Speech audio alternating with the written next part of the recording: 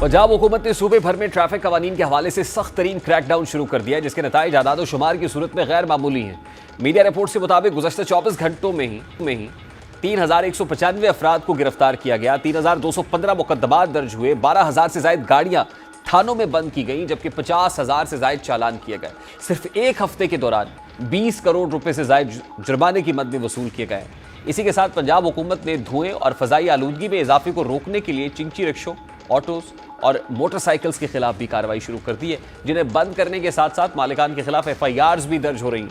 ये सूरत हाल एक ऐसे वक्त में सामने आ रही है जब सूबे में पहले ही पब्लिक ट्रांसपोर्ट का निज़ाम गैर मौसर है और लाखों शहरी रोजगार के लिए इन्हीं छोटी गाड़ियों पर इन्हिसार करते हैं। कानून के नफाज के नाम पर अचानक सख्त इक़दामात ने न सिर्फ शहरियों को मुश्किलात में डाल दिया है, बल्कि हज़ारों दिहाड़ीदार घराने रोजी से महरूम होते महसूस हो रहे हैं।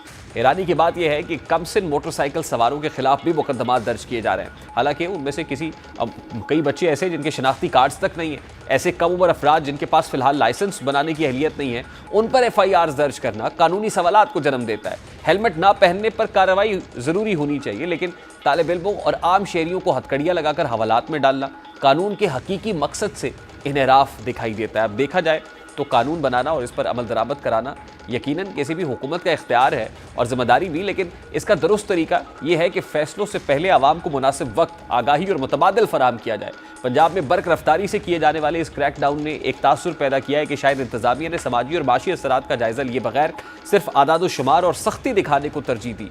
चिंची रिक्शा, ऑटोज़ और फिर मोटरसाइकिल बंद करने का फैसला आलूदगी कम करने के लिए तो हो सकता है, लेकिन सवाल यह है कि इन हज़ारों अफराद के लिए मुतबादिल रोज़गार क्या है जो इन्हीं गाड़ियों पर अपने घरों का चूल्हा चलाते हैं।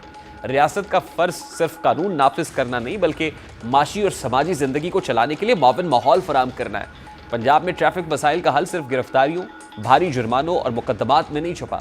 असल ज़रूरत मुनासिब पब्लिक ट्रांसपोर्ट, मरबूत ट्रैफिक प्लानिंग, सड़कों की बेहतरी, ट्रैफिक एजुकेशन और शहरियों को सहूलत देने की है। जब तक शहरियों को महफूज, सस्ती और मुनासिब ट्रांसपोर्ट मैसर नहीं होती, सिर्फ सज़ा पर मबनी इक़दामात ना ही पायदार और ना ही मौसर साबित होगी। मौजूदा सूरत हाल में आम शहरियों को यूँ महसूस हो रहा है कि रियासती मशीनरी की सख्ती का असल बोझ उसी पर डाला जा रहा है, जबकि अफसरशाही के वो तबकात जो मुफ्त पेट्रोल, सरकारी गाड़ियाँ और आसाइशें लेते हैं, इन पॉलिसी से मुतासर नहीं होते। ज़्यादा तशवीश की बात यह है कि इन इक़दामात से आवाम का हुकूमत और इदारों पर से एतमाद कम हो रहा है। कानून का असल मकसद शहरियों की हिफाजत और उनकी ज़िंदगी को बेहतर बनाना है, ना कि उन्हें हरासा करना या सज़ाओं के बोझ तले दबाना है। अगर हुकूमत वाकई सड़कों को महफूज बनाना चाहती है तो उसे सख्ती के साथ साथ इंसाफ, तवाज़ुन और इंसानी एहतराम को भी मुकद्दम रखना होगा।